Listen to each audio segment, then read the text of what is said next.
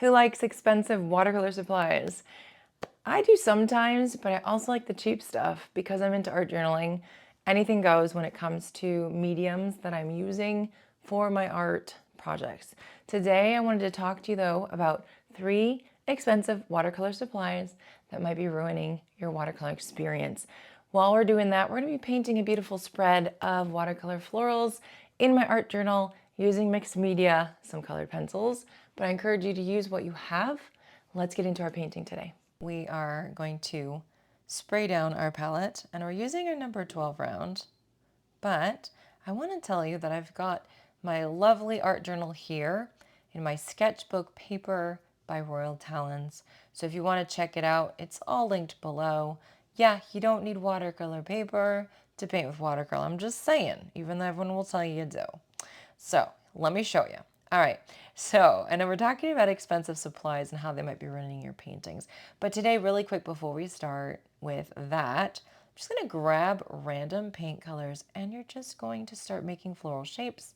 And then you're gonna take some darker paint and just tap it in, a little wet on wet. I'm making my own dark paint here, so some red mixing in with some navy. Some darkness here. I'm just going to pop it in and it's going to spread around. We're painting wet on wet. This is going to help you to let go of perfectionism, and because whatever's going to happen will happen. So friends, don't try to copy the colors I'm doing here. I encourage you to make your own versions of this. Look at how I'm just smushing my brush in that floral shape to create these different flowers. And you know what? You could use circles, you could do blobs, literally, but the details we're going to add in at the end will make it come together. So you do not even need to make a 4 or 5 petal-ish flower. So I'm just dipping in my palette, whatever sticks to it, I'm putting that down. Kind of creating this, mess of flowers and then popping in some dark wet on wet and let it spread.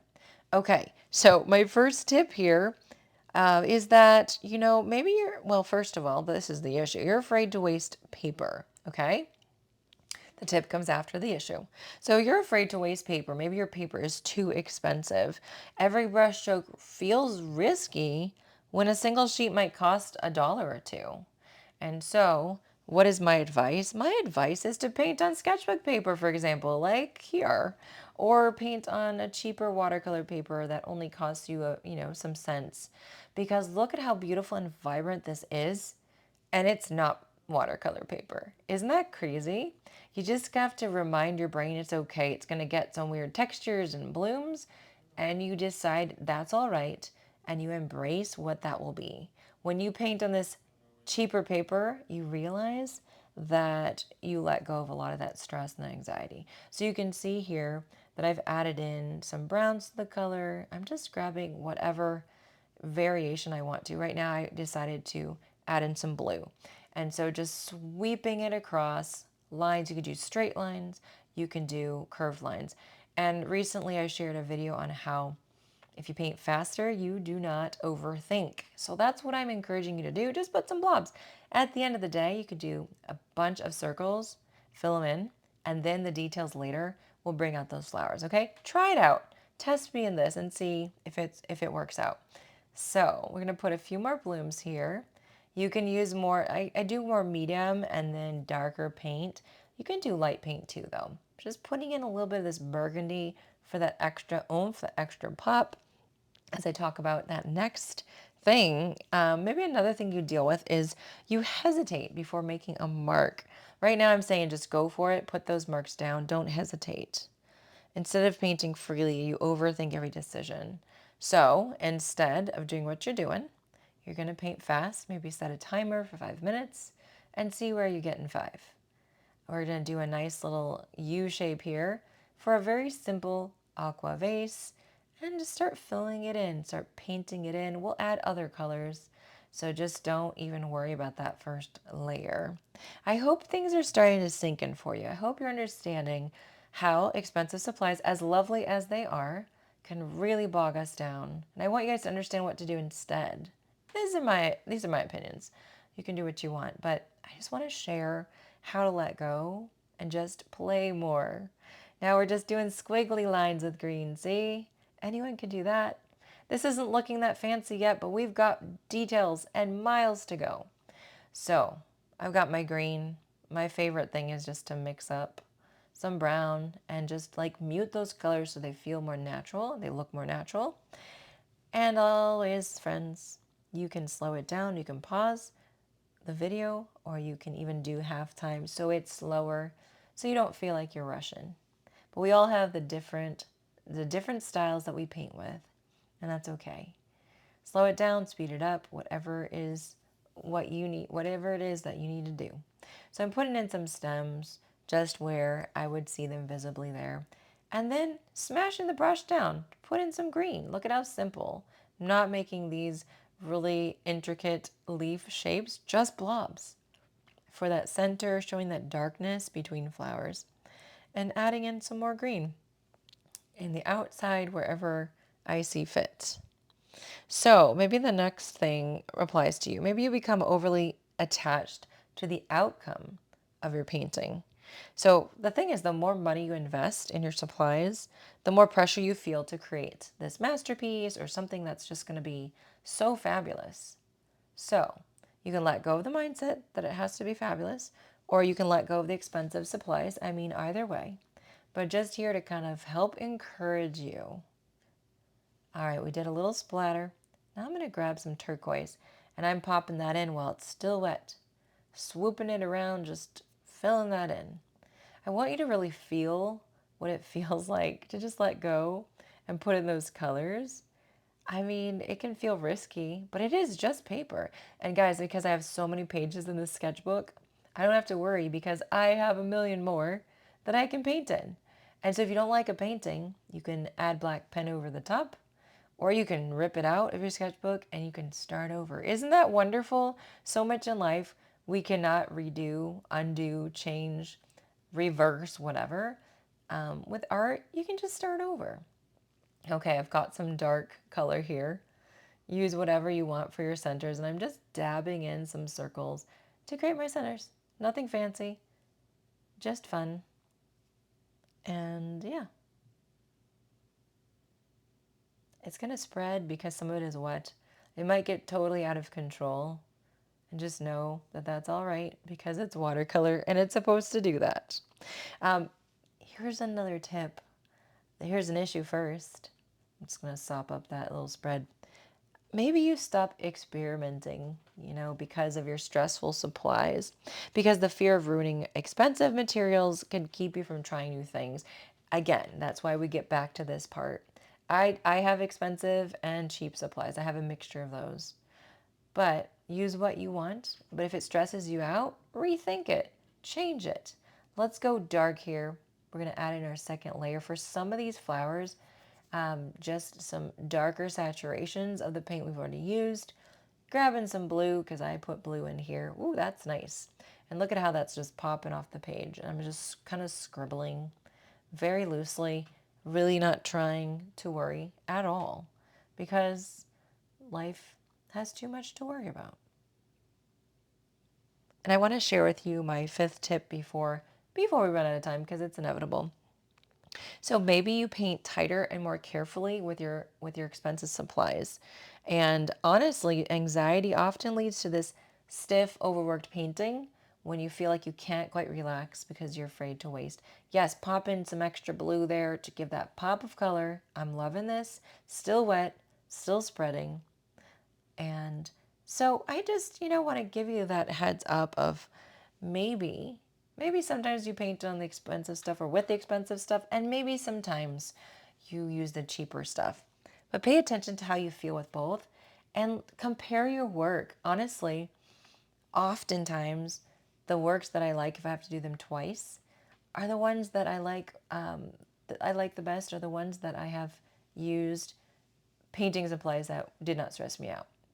So now everything is dry with my painting, and I've pulled out my colored pencils, which this is the fun part. So if you're just doing watercolor today, you can pause. But if you're doing details and pizzazz, get out those colored pencils, friends. And we're just going to start putting in some flower shapes. So just squiggly lines. What I like to do is kind of just outline a lot of those petals. But I'm not going to do it for all the flowers Now you can also add in some lines, some little veins. That one's not showing up too much, but it's there. Just a little bit of texture that I'm getting out of this. And sorry, my hand might be covering some of this, but just doing some loops to outline these petals to help them pop off the page. As I'm doing this, I'm kind of thinking about how many of these I want to do. But see how fast I'm going? I know where the petals are, and so I'm just outlining them. You can add in some really quick lines for some veins too, which are quite fun. And now we're adding some personality. So kind of take a moment and start putting in, maybe you need to look ahead of time before you put in your marks and see where you want to start outlining, where you want to define.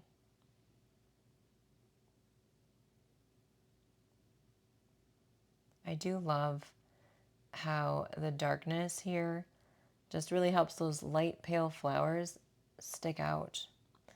And this is not something you have to overthink at all. Trying some purple here. I guess that's kind of matching too much. Let's go for the white. White is fun. There we go. I'm liking that. So I'm outlining this with a colored pencil. Look at how much it's standing out and looking so distinctive.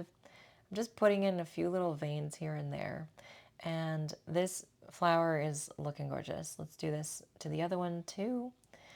And just play around. You can do the light to dark, dark to light. What I love about mixed media is that there is this sense of freedom. So maybe I love my watercolor. I almost always start with watercolor, at least with my tutorials, and then I add details with other things. But you could start with your pencils. You could start with a black pen. You could start with pastels and add watercolor later. So with these leaves, you can just outline some of them. I like to outline just some, not everything, so that we're getting a nice variety of mixed media in some and no mixed media in others. And I am going to leave some of these flowers without the details. You can even scribble outside of the watercolor lines. It's okay to do that. You're allowed. A little bit of this peach. And friends, again, slow down the video when you need to. I am not aware about how fast I paint and sketch when I'm really doing it. But this is real life for me, friends. This is how I like to work. So now I want to outline more of that vase. The vase is needing some blue, maybe. Let's add in all the way around. Then we just kind of double check to see what's going to happen with everything. I'm going to put some green in here too. I think that'll be pretty. Nice green marks. And just keeping it very much rounded. There we go. And then let's do some darkness too. So a little bit in the centers to really bring that to life. I love it. So look for several things that you love about your painting right now. What are you embracing? What do you want to take with you to your next painting? Anything that you don't like, you don't have to take with you next time. You just decide that's not a technique for me, and you just do something else. So we're putting in some brown lines here for a little extra. But again, I do like leaving a lot of these flowers without details. So, but it's up to you. You get to choose. Reminding yourself an art journal is lovely for all the things that you need to do. In your art journal, you can really play and dance around with new ideas, but especially using it as a way to let go of emotions that might be really intense or difficult to deal with. And this is a way to also learn more about your style, what you love, what you don't love, and maybe let go of all the frustrations. Happy painting, friends. Now that we've painted together, I hope you're feeling calm and collected and lovely. Maybe you were before, maybe you weren't, and hopefully you are now.